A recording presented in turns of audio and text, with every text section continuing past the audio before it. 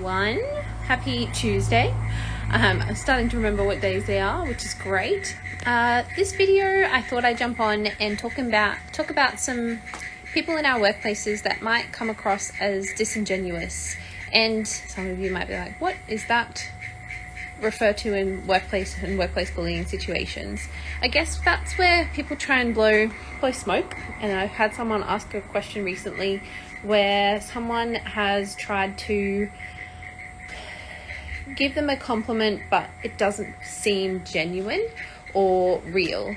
And I guess you need to be able to navigate this issue in your own way and dependent on your own situation, but you need to be able to tell if that person is being genuine. And a lot of the times the comments come from our bosses or a close colleague, and we need to be able to read between the lines and see what their motives are for the comment and if it is genuine or if it's not. And a lot of the times you will be able to tell because it'll come across very over the top. So someone might give you a compliment about your work, or whether they've missed you because you've been away and the workplace was struggling without you. That might seem a bit disingenuous, and that would kind of come across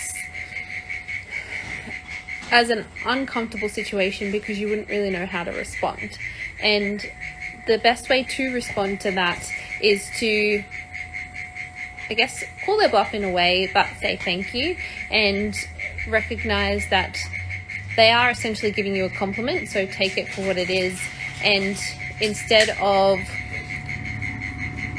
calling them out and telling them they're not being genuine, you actually play along with their situation that they're kind of creating, and you make it so that you're empowered and can use the situation that they've created for you to your advantage. So how would you do that? You could potentially offer suggestions that you've been thinking about in your workplace and you know that that would be a really great idea. That's a good way to kind of call their bluff and also see if they are being serious. So some people do come across as disingenuous, but they actually aren't. They're very rare, but it does happen. But that's a great way to call their bluff and see if they're kind of they're going to hold up to what they were saying and you're kind of forcing them to be genuine with the comment that they've already made, whether they mean it or not. So that's a great way of calling their bluff and making them make good on the things that they're saying. But also you could leverage it, and if you've been trying to work towards a promotion or maybe even just getting some more flexibility from the workplace, you might want to work from home 1 or 2 days, or maybe you might want to work in a different area and get some exposure so that you can up your skills so that you can ask for that promotion in the future.